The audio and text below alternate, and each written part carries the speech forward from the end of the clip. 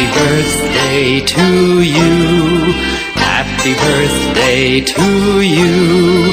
Happy birthday, happy birthday, happy birthday to you. Happy birthday.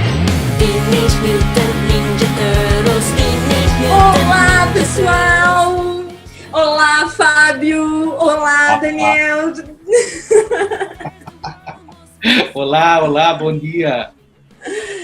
Olá, pessoal! Olá a todos vocês aqui. Mais uma vez estamos nos reunindo para o nosso encontro dos familiares. Hoje nós vamos falar sobre ficções, né, na psicanálise, ficções infantis do psicanalista. E eu vou começar falando com vocês sobre a construção é uma ficção. Vou começar uma parte aqui um pouco mais teórica, tá, pessoal, para situar, né, o nosso bate-papo de hoje, né? Em 1937, o Freud ele publica um artigo que vai se chamar Construções em Psicanálise. E acho importante a gente discutir um pouco isso, porque um dos pilares da psicanálise é a interpretação. E com esse conceito de construções, né, o Freud vai ampliar isso, né, porque a construção seria uma interpretação um pouco mais ampla e aprofundada, né. O que a gente percebe na psicanálise, né, dos nossos analisandos? Essas inibições, esses sintomas, né, que são apresentados dentro da clínica, eles são, né, realmente a consequência ali de um efeito recalcado, né, dessas experiências, né, e impulsos afetivos.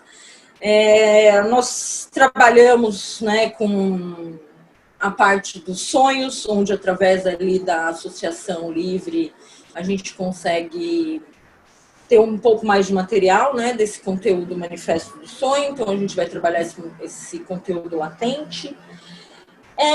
Mas são todos fragmentações, certo? Tanto sintoma, quanto essas emissões, quanto sonhos, quanto os discursos ali, né, presentes nessa associação livre, tudo isso vão ser fragmentos, certo? Então, Freud, nesse contexto, ele vai começar a fazer uma associação do psicanalista com o arqueólogo, né? Eu acho muito, muito legal, porque falando em ficção infantil, uma das minhas era que eu queria ser Indiana Jones, né? Então, no final das contas, eu me tornei mesmo uma arqueóloga, né? Só que uma arqueóloga da psique. Então, esse trabalho da psicanálise também é achar esses elementos, né? Achar esses fragmentos, né? E começar a reunir e construir, né? Construir essas memórias, né? Construir por quê? Por que usar construir e não reconstruir? Porque nós sabemos que certas memórias não são passíveis de reconstrução, né? E elas vão ser o quê? Elas vão ser construídas dentro da análise, né, a partir do trabalho do psicanalista, mas principalmente desse analisando, que vai trazer esses elementos, né? E a partir de então, a gente vai trabalhar com a ideia da ficção. Porque este aparelho metapsicológico, esse aparelho topológico, essa metapsicologia freudiana, ela é da ordem da ficção, né? A própria topologia é ficcional, né? Não existe um lugar, de fato, anatômico onde você vai encontrar essas instâncias.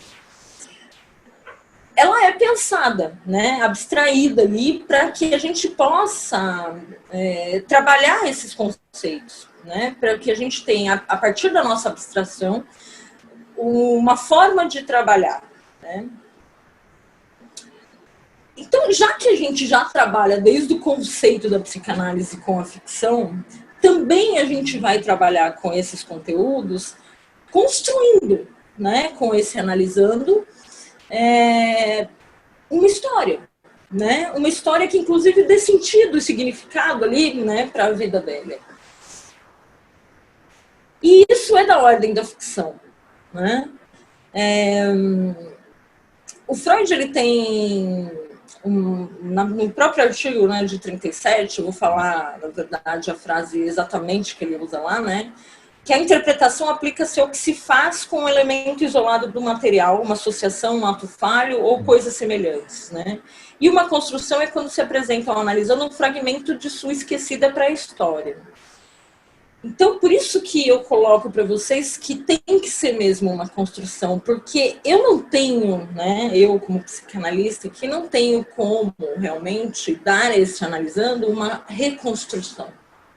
E mesmo através desses fragmentos que ele me traz, nem sempre a gente vai conseguir reconstruir algo exatamente como foi.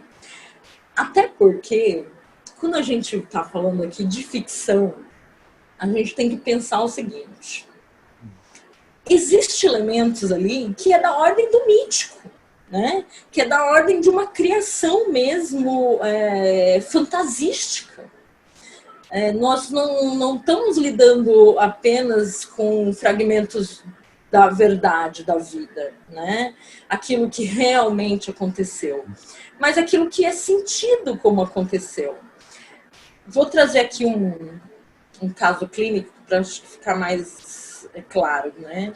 Quando um paciente me fala assim que, por exemplo, a paciente, né? A nora, né, a persegue, a nora odeia, a nora quer destruir a sua relação com a neta, né? Quando ela me traz isso, eu posso assumir como verdade total, assim, nossa, realmente, essa nora passa o dia inteiro tentando destruir ela, né? Destruir a relação que ela tem com a neta, ela não gosta dela, ela macumuna o tempo todo contra ela e etc. Ou eu amplio isso, né? Vamos entender melhor, né? Isso, e vamos conversar sobre outras coisas. Deixa lá a associação livre correndo, né? Então, ela me traz nas associações livres coisas, por exemplo, da vida infantil dela, com a mãe, né? Outra coisa que ela me traz é o seguinte, que ela teve uma grande ideia, que era fazer a nora ter um atendimento comigo, mas sem que ela soubesse que eu era psicanalista dela, né, da sogra. E que também viria assim, né? Ela contou toda uma história ali de como que eu teria aparecido e o filho ia levar isso para ela e induzi-la a fazer a análise comigo. É lógico que isso não ia acontecer e é lógico que eu também apresentei as condições éticas, né, para que isso não fosse possível. Mas agora vamos voltar, né? Vamos remendar tudo isso. A nora que passa o tempo todo fazendo maquinações, etc, etc. Ou existe ali um comportamento nessa própria analisando que cria situações, olha lá, né? Ela não consegue agir diretamente ou fazer uma comunicação direta, então ela vai criando, né, situações ali que é da ordem da ficção. Né? Então eu vou criar uma história para vender para o meu filho, que vai vender para minha cunhada, porque daí a partir disso ela vai fazer análise com você, que é a minha psicanalista, porque assim eu também posso, né, ter algum tipo de vínculo ali, né? Isso é da ordem da ficção, né? Ela me traz como verdade algo que é criado, né, pela própria imaginação dela, e é sentido porque ela chora, porque isso dói nela, porque ela realmente sente tudo isso como verdade, como se ela fosse perseguida, não compreendendo que é parte de uma história que ela mesma cria, né? Aí a gente vai começar a entender também o quanto é importante a gente pensar nessa ficção como um trabalho que começou na infância, né? E aí eu não vou entrar muito em pormenores, porque os meus colegas também trouxeram bastante material aí para falar sobre a infância, né? Inclusive as nossas, né? Eu falei para vocês, por exemplo, que eu tinha uma ficção, né, que era ser Indiana Jones. Mas isso começa na vida infantil, né? E se a gente pensar na vida infantil, a gente tem que pensar também como que é esse aparelho cognitivo na vida infantil, que ele tem menos recursos do que nós temos com o adulto. Mas justamente ali, né, por ser esse aparelho assim precário no cognitivo, ele ainda possibilita mais elementos fantasiosos, né? E a gente vê isso muito na parte assim da investigação sexual da criança, né? Porque ela quer saber, né? Ela tem várias dúvidas, principalmente da onde vêm as crianças, né? E os pais tendem também a criar aquelas historinhas, né, ficcionais, né, também, né, falando que trouxeram da cegonha. Eu ouvi, por exemplo, que eu tinha saído do repolho, né, mas tudo isso são fragmentos ali que fica no traço, né, da memória dessas crianças. E lembrando um pouquinho, assim, da psicanálise mesmo, né, do conceito freudiano de memória, ele fala sobre o bloco mágico. Vocês lembram, né? Que une duas formas de registro, né? Que seria a da folha, do papel e de uma lousa, né? Por exemplo. E que isso vai formando traço, né? De inscrição, né? E esses traços, quanto mais se repetem, mais eles vão estar presentes, né? Na vida do adulto. Bom, então agora eu vou parar por aqui, né? Porque senão a gente vai ficar falando muito de teoria e eu quero ouvir mais sobre as ficções dos meus colegas. Eles têm bastante informações aí sobre heróis e animes, né? E eu quero escutar bastante isso, tá? Então vou passar a palavra agora para o Fábio, isso, Fábio? Você que vai falar agora? É o Dani. É o Dani? Desculpa. O Dani, então é com você, por favor.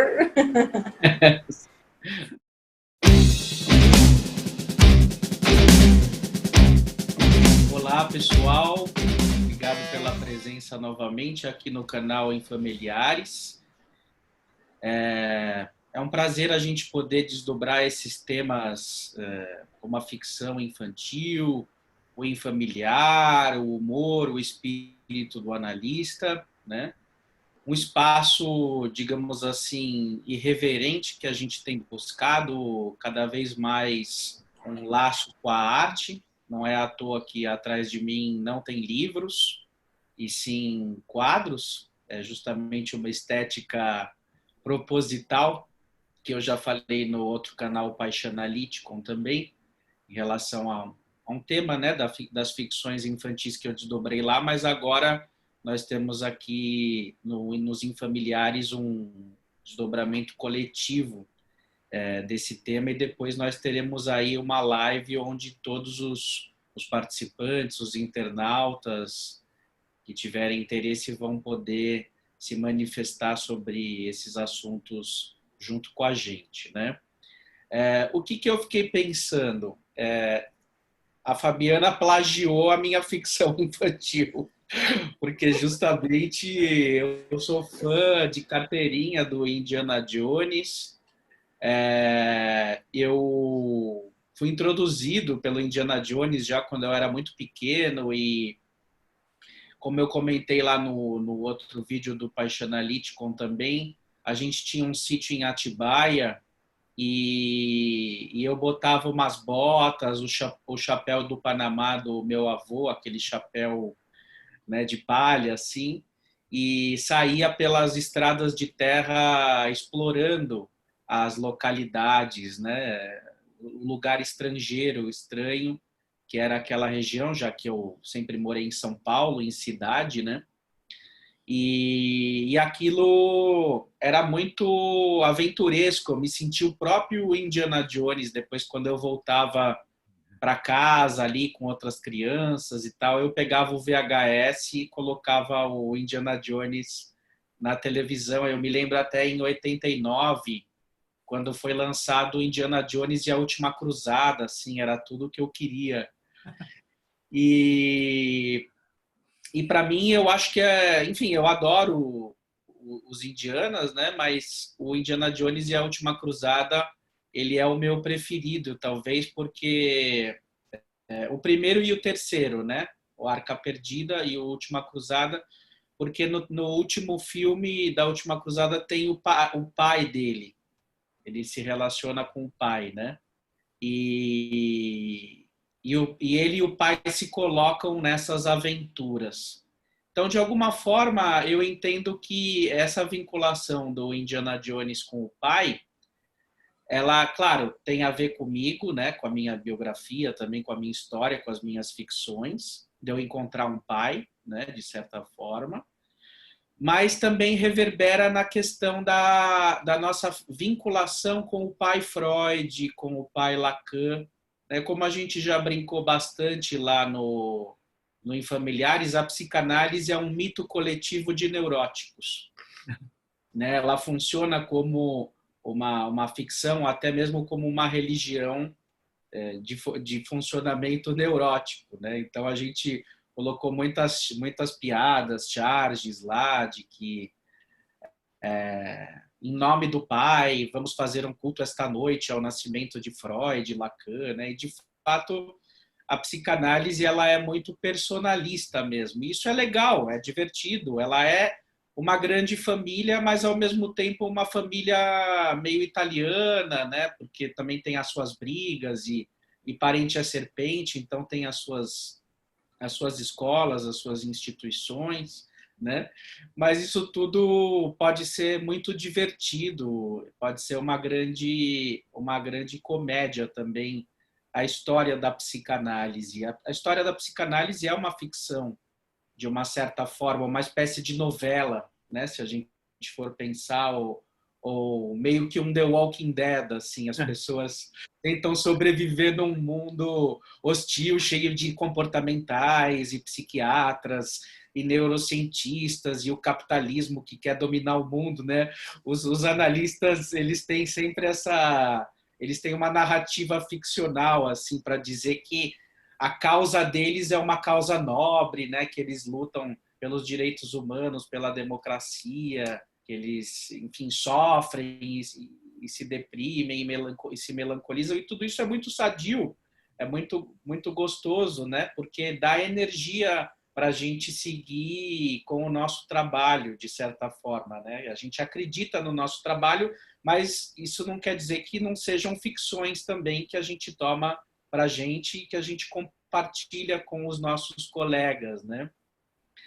Então, de alguma forma, o que eu percebi dentro do meu percurso? Já tomando falas de analistas que estão por aí, do tipo o gozo do psicanalista, a nossa inegável presença, contra a ideia dessa coisa de analistas neutros, analistas assépticos, analistas puros, analistas apolíticos, que a gente sabe que durante muito tempo, não só na IPA, mas em outras instituições, perdurou bastante, né? Como se o analista ele fosse uma mera função lógica que sustenta um vazio, um lugar do morto, né? Coisas que a gente já tem, vira e mexe, denunciado aqui no bom sentido do termo, né? E que acabam deixando a psicanálise muitas vezes uma experiência estéril ou desértica, onde bastaria só aguardar, através de poucas intervenções muito recortadas, né, muito burocratizadas às vezes, para que o inconsciente, a pulsão ou os aspectos sublimatórios dos pacientes viessem à tona. E aí o que eu me dei conta, né, que nossa inegável presença, o gozo do psicanalista, existe um gozo quando alguém melhora, quando alguém traz uma conquista, quando alguém está bem, né? Eu acho que, afinal de contas, é difícil negar que a psicanálise esteja alicerçada numa certa ideia de bem, né?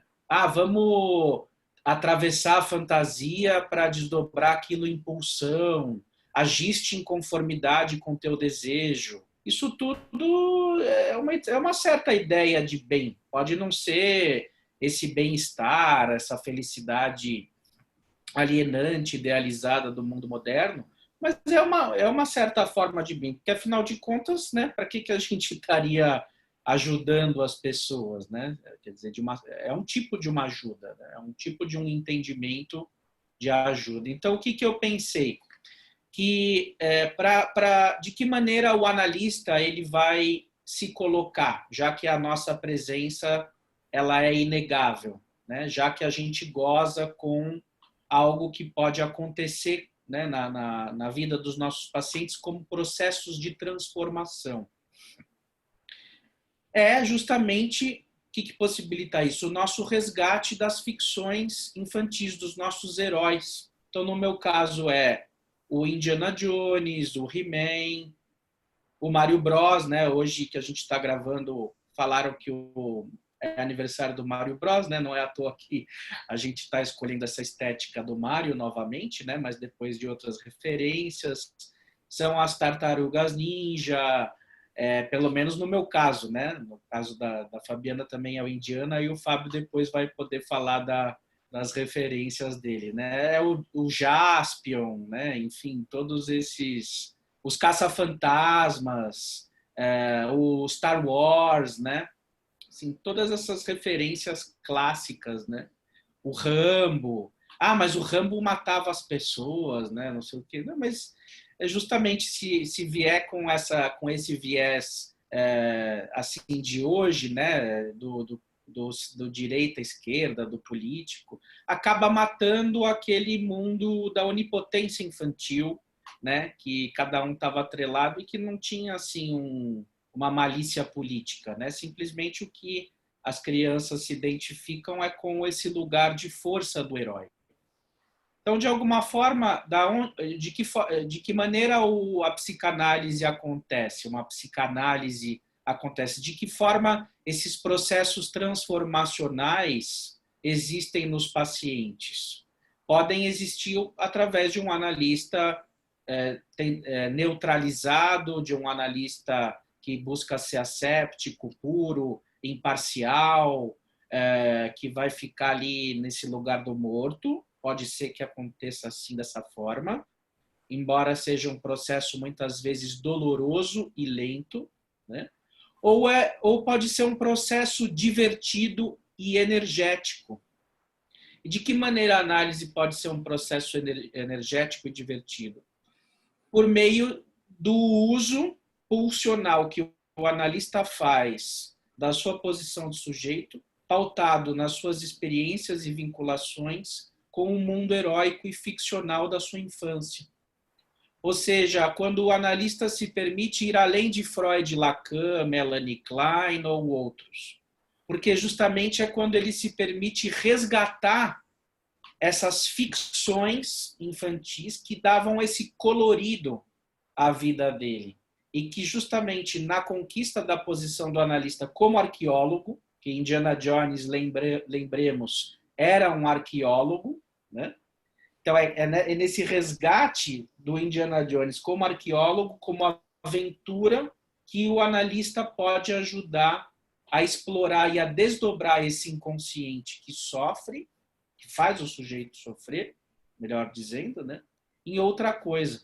Então, é como se o analista, nas suas ficções infantis, nesse resgate, ele pudesse desdobrar melhor os processos sublimatórios na vida psíquica dos seus pacientes. Ou seja, ele não fica só num lugar passivo ou contemplativo do paciente depois de não sei quantas décadas resolver pintar um quadro ou compor uma música, né?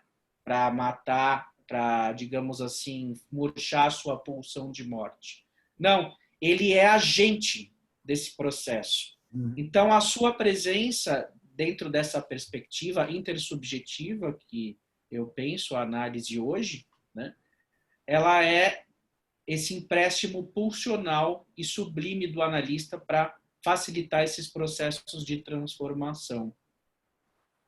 Ah, mas isso não é antiético, isso não é contra o que Freud falou, o que Lacan disse, da espelho opaco e, né, do analista ser uma espécie de espelho opaco, né, ou de devolver para o sujeito sua própria mensagem de uma forma invertida.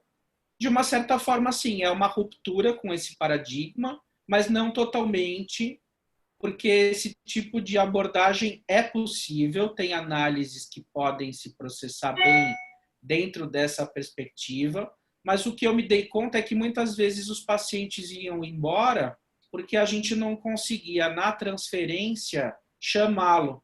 E é justamente disso que a Fabiana falou em relação ao paciente dela, e tem em relação ao Fabinho também vai falar isso em relação aos animes, né?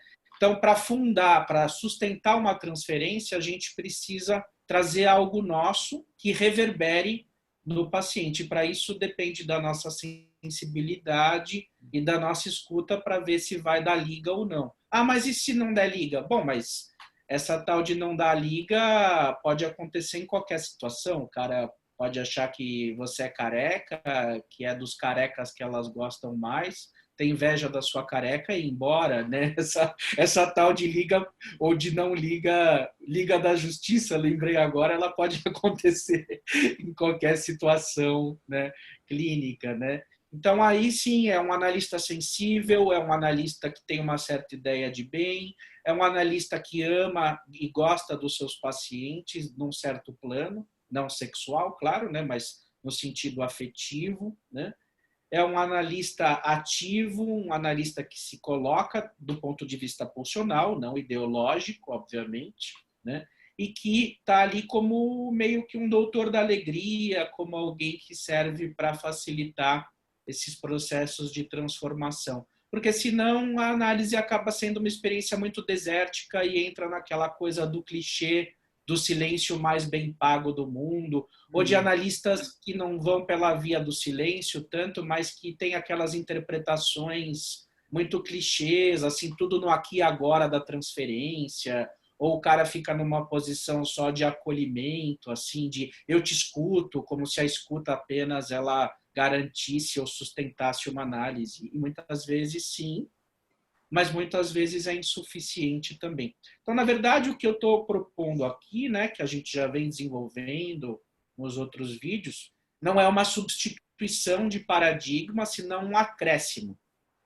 O meu voto é para que a psicanálise tenha cada vez mais analistas com amplo repertório instrumental. É isso, é uma ampliação de ferramentas e instrumentos para facilitar o processo analítico. É uma antiburocratização da psicanálise. Isso é o que a gente está buscando aqui no grupo do Infamiliares e no nosso canal. Essa era a minha fala de hoje. Obrigado, pessoal.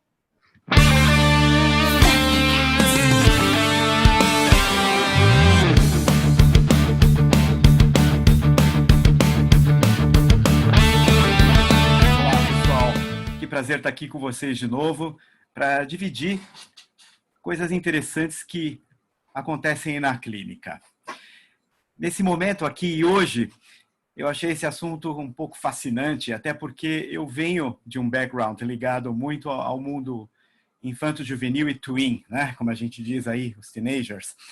Eu trabalhava como editor de arte da revista Recreio, foram quase 12 anos na minha vida. Antes também eu trabalhei na Disney Explora, também fiz muito mangá na JBC, mas sempre fui apaixonado por psicanálise e um dia resolvi ter coragem e ir atrás desse sonho e se transformar psicanalista exatamente para enfrentar esse desejo que eu tinha de completar ou nunca completar, né, os meus estudos a respeito de Freud, Lacan e todos os outros psicanalistas que me interessam muito. Até Jung, inclusive. Eu vi pesquisando praticamente todos os psicanalistas se adquirindo mais matrizes míticas para poder trabalhar melhor com o paciente, analisando dentro do consultório ou online, né? Porque agora a gente também está, na maioria dos casos, tratando do paciente de uma forma online. Mas eu trago para vocês uma possibilidade de tratamento que mexeu muito comigo e me deixou muito contente. Essas construções e análise maravilhosas que a Fabi comentou, né? Que o Freud fala da arqueologia. Acho isso fantástico, é muito bonito mesmo, né? Porque ou por via de Porre, ou por via de Levare, a gente faz as construções e análise. Por via de Porre, é aquela coisa do pintor, né? Que vai lá e vai pintando um quadro e vai dando aquelas formas bonitas, contemporâneas. Por exemplo, essas formas lindas que tem atrás do Dani aí, são coisas muito bonitas, essa composição de cores, por via de Porre. porque coloca-se algo em alguma coisa. Veja bem, não é sugestão, é por via de porre, é colocado. Ou por via de levare, que é o escultor que vai lá e começa a esculpir o mármore. E essa é uma das vias mais importantes dentro da sessão psicanalítica. Por quê? Porque você vai literalmente ajudando o paciente a descobrir novas formas, novas possibilidades. Mas você tem que ajudar sim, não é sugestão de novo. Então, por via de levare, você vai fazer com que o paciente adquira novas possibilidades de sublimação, barra cura, barra sustentação e segurar a onda do sofrimento dele. E aí eu vou chegar num caso muito importante que eu já estava há 1 ano e meio bem preocupado e mais ou menos no começo desse ano eu teve uma grande reviravolta. Esse rapaz de 16 anos, agora ele está com 18, ele chega no meu consultório, é um caso pesado de esquizofrenia medicamentada, ele estava fazendo uma constante troca de remédios e não se adaptava aos remédios. Mas tudo bem, remédio é importante? Claro que é, mas a psicanálise é muito mais. Claro, eu vou puxar a sardinha para o nosso lado, né? Que é o que eu amo fazer e nós amamos aqui. Então, o que acontece? Esse rapaz pouco fala na sessão, ele chega, fica caladinho, fica quietinho, e aí a gente recebe na supervisão aqueles toques, não faz nada, não se mexe, deixa ele quieto, é o momento dele. Ok, é verdade? Claro que é. Mas eu precisava instigar esse rapaz a falar, a vazar um pouco na sessão. E de que forma eu podia fazer isso? Perguntei uma vez se ele gostava de cinema, se ele gostava de séries de TV, gostava de quadrinhos. Ele responde que sim, que gosta, mas ele não qualificava qual é o que ele gostava. Eu, às vezes, para quebrar o silêncio da sessão, eu chutava. Você gosta de anime? Ferrou. Ele, nossa, eu gosto. Aí eu contei um pouquinho rapidamente sobre o que eu fazia antes de virar psicanalista. Nossa, o rapaz literalmente explodiu de alegria. Apesar de que ele já estava medicado há um bom tempo para sustentar os sintomas dele, para que não viessem à tona a todo momento, porque ele alucinava um pouco, né? O que acontece? Ele se sente finalmente acolhido, quase. O que acontece é o seguinte, sabe aquela coisa de matemática, f de x igual a y? Quando eu falo para ele sobre animes, parece que aquele x do f de x igual a y mudou. E mudou mesmo, mudou para muito melhor. Porque ele falou, você já viu Evangelion? Eu falei, já. Gosto, e o pior é que eu gosto mesmo. Assim, adoro. Ele ficou fascinado com essa possibilidade de ter um psicanalista que ele nunca imaginou lá, né, carequinha, assim, meio de cabelinho branco, tudo. Ele nunca imaginou que podia gostar de coisas que ele gosta, que ele assiste pela internet, que podia conversar sobre Naruto, que podia conversar sobre reverberações do que acontece no desenho, sobre a morte dos robôs, o assassinato dos robôs, sobre as guerras, sobre as coisas todas, e que tinha uma possibilidade e um campo repertorial capaz de ser uma suplência de algo que ele não encontrava em nenhum outro psicanalista, porque ele já passou por vários psicanalistas. Notem bem, é uma transformação fundamental dentro da sala, dentro do setting psicanalítico, porque a partir desse momento, a transferência começa a ficar estabelecida de uma forma um pouco mais saudável. Ele não vem mais para a sessão para ficar quietinho no canto. Ele vem para contar, para comentar coisas que ele viu, para repartir comigo, compartilhar e dizer o que toca ele nesses filmes. Isso é muito importante, porque tem emoção aí que começou a aflorar. Aparece, por exemplo, em Naruto, muitas possibilidades de maldade com animais, que tem um dos desenhos do Naruto, tem um momento lá que tem um bichinho, um cachorrinho, acho que é uma cadelinha, que é extremamente maltratada. Ele lembra disso. Ele é um rapaz que gosta muito dos animais. Ele sofre quando ele vê um outro animal sofrendo. Só que ele sofre de uma forma terrível. Parece que ele absorve todo aquele sofrimento do animal para ele. Ele fica mudo, ele fica completamente paralisado, ele fica petrificado quando ele vê algo injusto. E a gente vê muita coisa injusta hoje em dia, não só na internet, como na televisão, quando você anda nas ruas. Ele começou a trazer toda essa quantidade de informações sobre as injustiças que acontecem no mundo, e eu percebo que dentro daquele corpinho tem um coração enorme, extremamente sensível e facilmente machucável. É muito fácil destruir aquele coração. E ele é um rapaz amargurado pelas coisas que acontecem em seu entorno, entendeu? Ele é um rapaz que sofre muito com o mundo em si. E ele vai elaborando isso comigo. E eu, por via de levare, vou cavando, vou perguntando, eu vou instigando ele a vazar cada vez mais, porque eu precisava saber e preciso saber o que é que move esse garoto, o que é que transforma e também o que é que faz ele andar e o que faz ele ficar petrificado. E as coisas acabam saindo. Não é toda sessão que é um sucesso.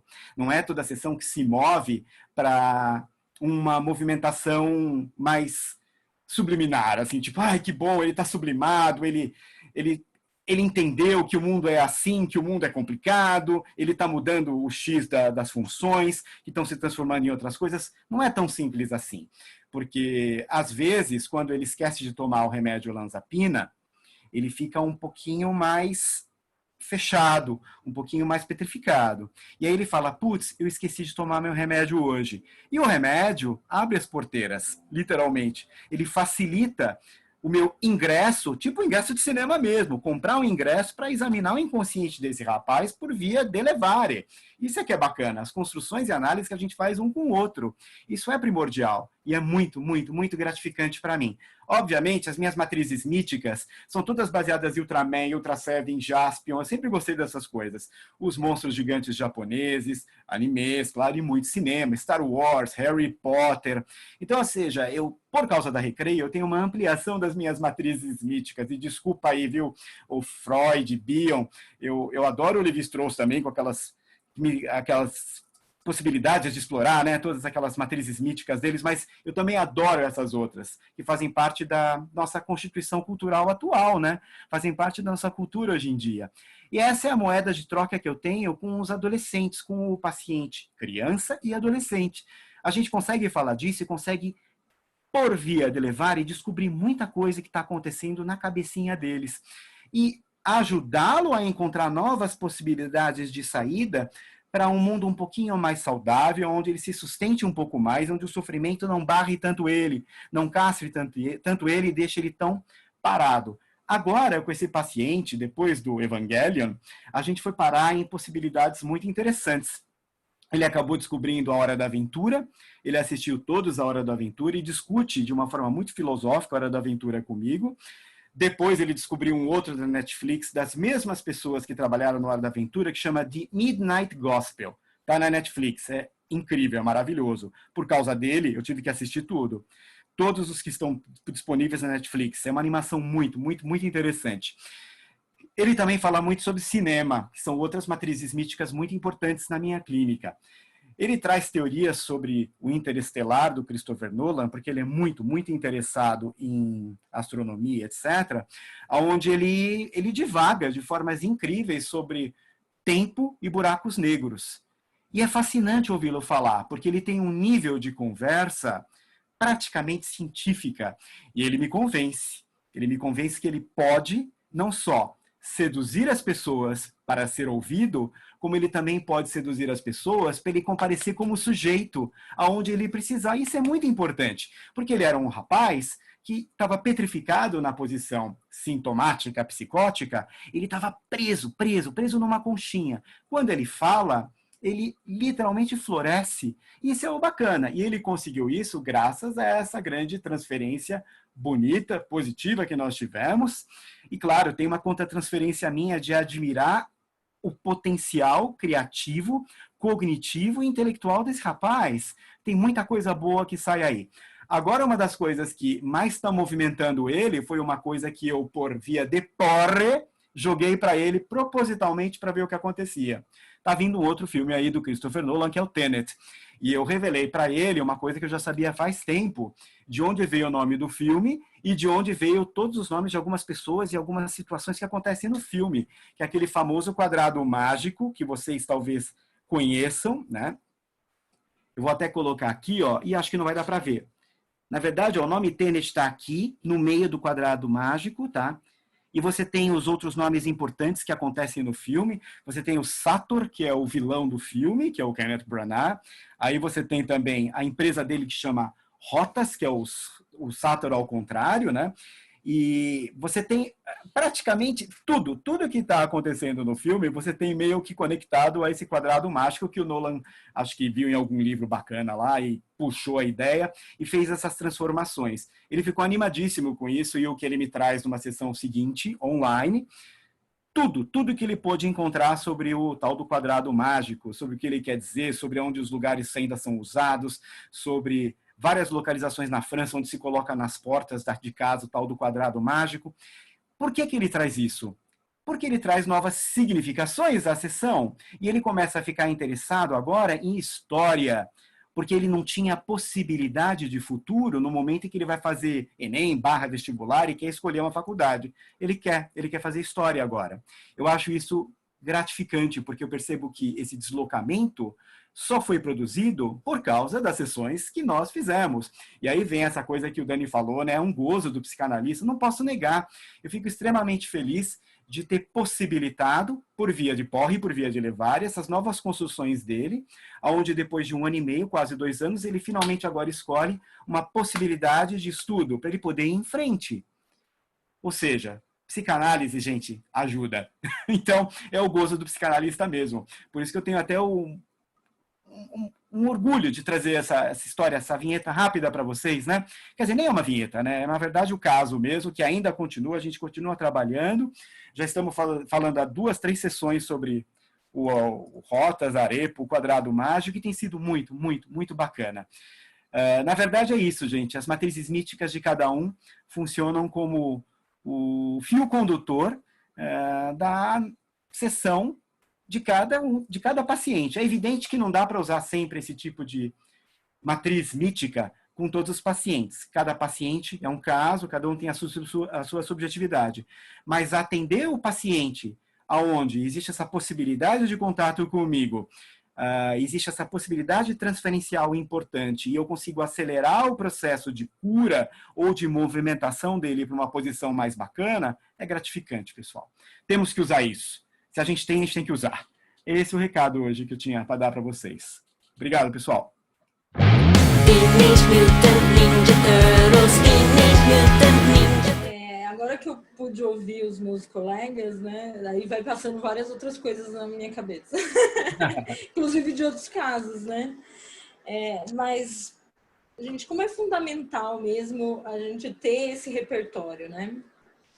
Para mim, também, o cinema é importante, lógico. Eu não sou tão cinéfilo assim como o Fábio. Mas eu gosto muito de ver filmes e seriados. E principalmente quando eles têm uma base literária, né? Então, tipo, eu adoro Lucifer, né? Mas eu gosto do Lucifer porque eu sou fãzona do Neil Gaiman, né? Eu adoro o Lucifer dos quadrinhos. E é lógico que a Netflix fez uma outra versão disso e tudo mais, mas eu gosto bastante porque eu sou fissurada mesmo por qualquer coisa que tenha esse negócio de investigação, né? Tanto médica quanto policial, ou aqueles filmes que tem tribunal, né? Que daí os elementos vão aparecendo, né? E daí dá aquelas viradas no final, que você achava que, né, era culpado, era inocente, daí não, né, aparece um elemento novo. E eu falo assim, gente, isso é diferente da análise, porque às vezes está indo, né, ali e tal, até que tá ruim o trabalho, mas uma coisa assim, aí de repente aparece um elementozinho ali que muda tudo, né? Que nem esse caso do paciente do Fábio, eu achei fabuloso mesmo, né, como essa narrativa, né, abriu uma possibilidade de ele trazer um diálogo dele, né, e de depositar um desejo, né, depositar um desejo que ganhou forma, né, e tipo, agora é o desejo pelo saber, né, o desejo pelo saber figurado numa possibilidade de fazer história, e não é isso que a gente faz, instigar na pessoa o desejo dela, né, de saber do próprio sintoma, de saber da própria história, de saber o que está fazendo, né, no mundo. Porque eles vêm muito empobrecidos, eu acho, de si mesmo, né, com aquela fantasia de que eu sei mais do que eles, porque isso normalmente é a narrativa da sociedade. O médico sabe mais do paciente, o professor sabe mais do que o aluno, né? Os pais sabem mais do que a criança, e a gente é depositário disso, né? De uma estrutura, né, que se criou de que há outros que sabem mais de mim do que eu mesmo. E normalmente a pessoa, quando ela tem uma dificuldade de entrar nesse lugar do saber de si mesmo, né? Então, no começo é assim, ó, eu não sei nada mesmo de você, não, você também não sabe, mas nós dois juntos aqui, sem saber nada, vamos junto, né? E daí, nisso é que se constrói, porque a gente não sabe nada, mas a gente vai descobrir alguma coisa, né? E se constrói junto. Só que daí se percebe assim, não é que eu não sabia, é que eu não lembrava. E não é que eu também talvez não lembrasse, é que simplesmente em algum momento eu deixei de dar importância.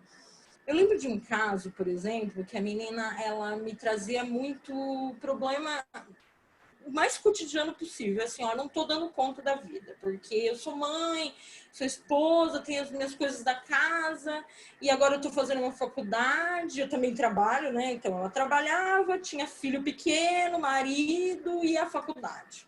Aí ela falou assim, daí os professores ficam me passando aquele monte de coisa para eu fazer, mas eu não consigo, eles não entendem que eu não consigo. Eu sou mãe, como que eu vou deixar meu filho? Eu sou mulher, como que eu vou deixar meu marido, né? E assim, né? É uma narrativa muito, muito comum, né? E eu falei para ela assim, tá, legal, mas você entende que você escolheu isso, né? Aí ela, não, mas não é assim, né? Eu não escolhi ter todos esses trabalhão e tal. Não, calma aí. Em algum momento, você decidiu ir lá no cartório assinar a sua certidão de casamento, né? Em algum momento, você escolheu fazer sexo com seu marido, né? Em algum momento, você foi até a faculdade e se matriculou, né? Como que foi esses momentos? Vamos trazer, né? E é engraçado que passou umas 3 semanas. Ela falou assim, não, eu fiz todos os trabalhos da faculdade. Deu, nossa, o que aconteceu? Você saiu do trabalho, né? Porque a gente sempre pensa assim, você saiu do trabalho, né? Tá dando conta, porque o problema era esse, que não cabia tudo, né? Ela, não saí do trabalho, não. Então, alguém tá te ajudando em casa, né? E tal. Não, também não, tá tudo igual.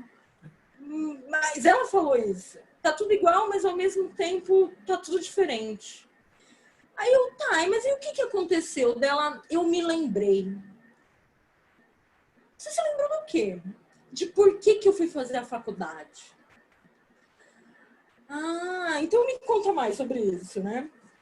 E ela foi explorando, assim, de que ela queria muito fazer aquela faculdade. Que era um sonho dela de infância, começo de adolescência, né? Mas que o trabalho dela, não. Que o trabalho, quando ela foi arrumar o trabalho dela, ela só queria algum lugar assim que ela pudesse trabalhar e ganhar dinheiro para poder pagar a faculdade. Então, ela aceitou qualquer coisa. Assim, você vai me pagar, isso daqui eu dou conta de fazer, então eu vou fazer. Só que em determinado momento ela esqueceu disso. Que o trabalho só era para isso, só era para pagar a faculdade. E ela começou a dar muita atenção para aquele trabalho, uma atenção até muito maior do que realmente o pessoal pedia para ela. Então, ela estava tendo muito trabalho no trabalho para sustentar um discurso que nem era dela e que nem ninguém tinha pedido que ela fizesse mais do que era necessário, entendeu? Ela se deu um trabalho a mais porque ela simplesmente esqueceu qual que eram as prioridades da vida dela. Por que ela concatenou cada coisa da vida dela? Aí ela conseguiu colocar no lugar o marido, o filho, aquele trabalho e a própria dinâmica da faculdade. E quando ela lembrou por que ela queria fazer aquela faculdade, ela teve um gosto maior de fazer os trabalhos, né?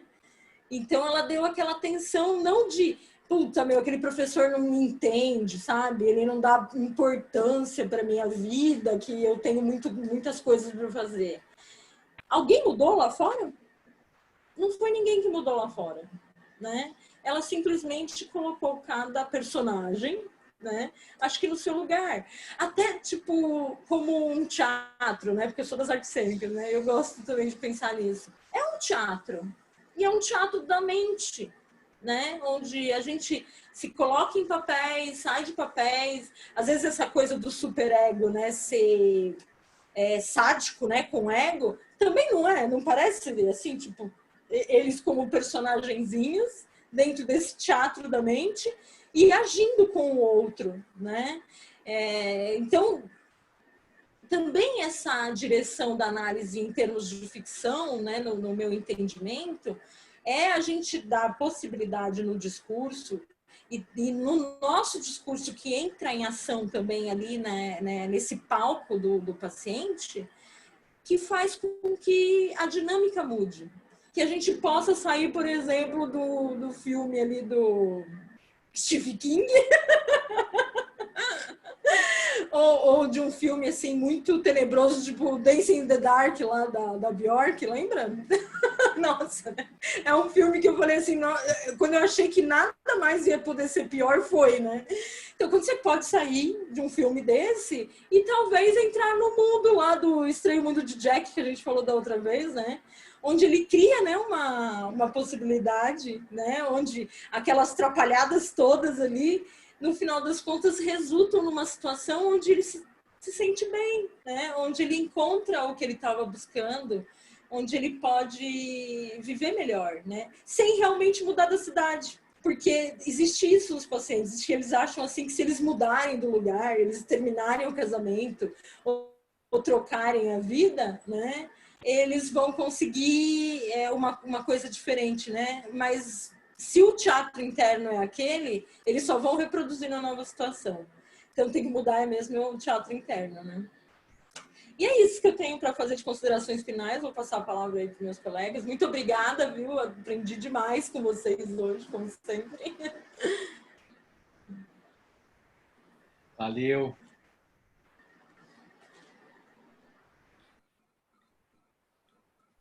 Então, pessoal, eu também...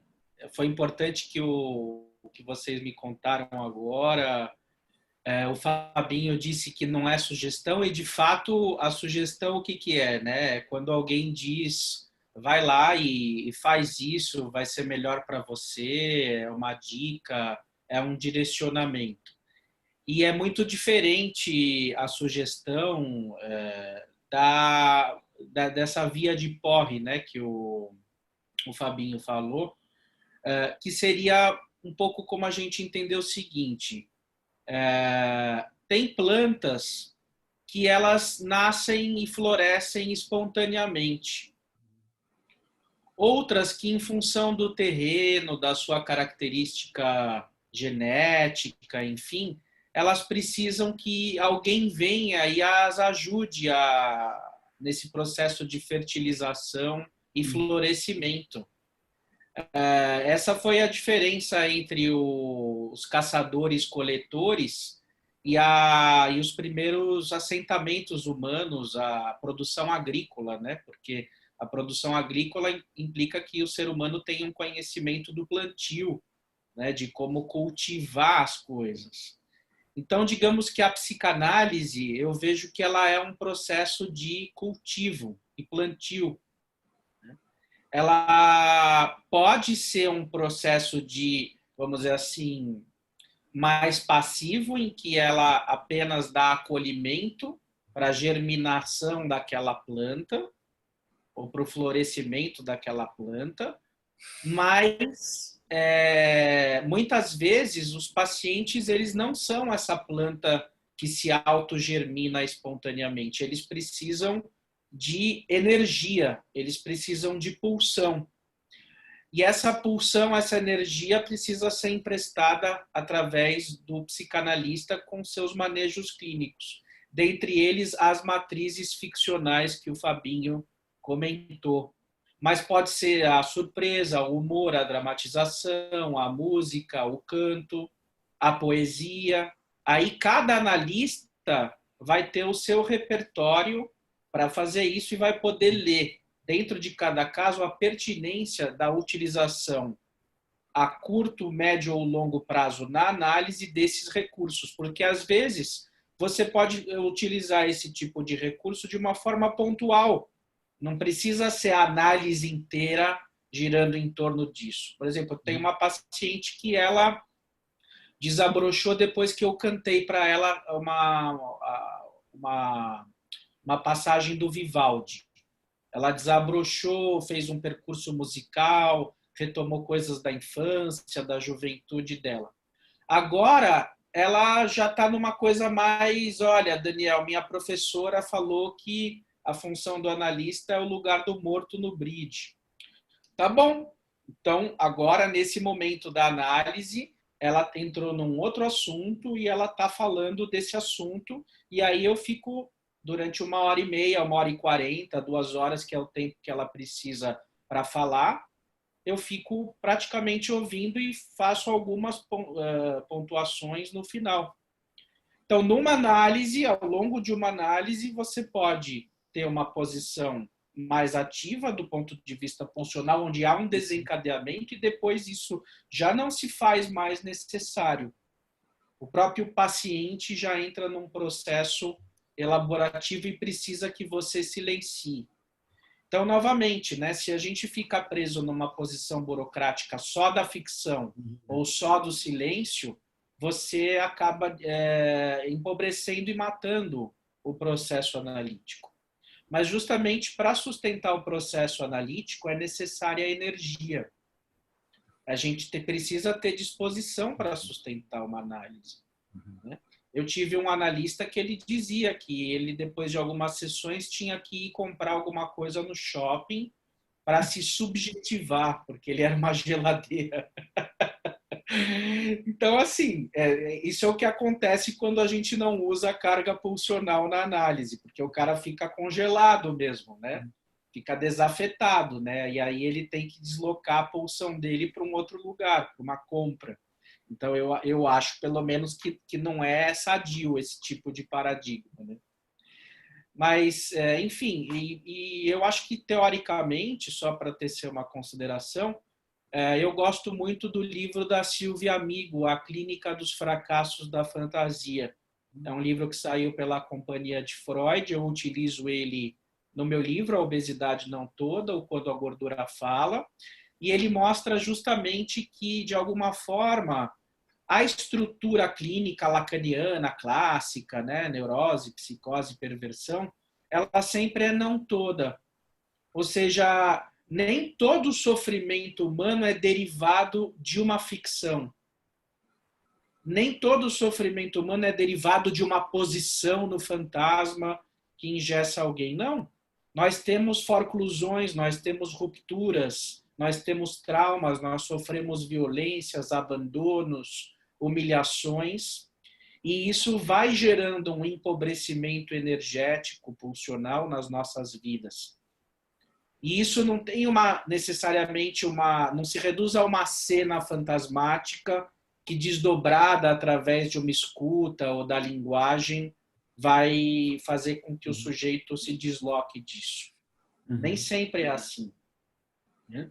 Então, por isso que, para reparar esses danos no real do corpo, essas feridas em aberto, né, que não têm sentido muitas vezes, são angústias, são terrores que alguém experiencia, aí sim o analista deve entrar com as suas matrizes ficcionais, com a sua bagagem artística, para promover processos sublimatórios.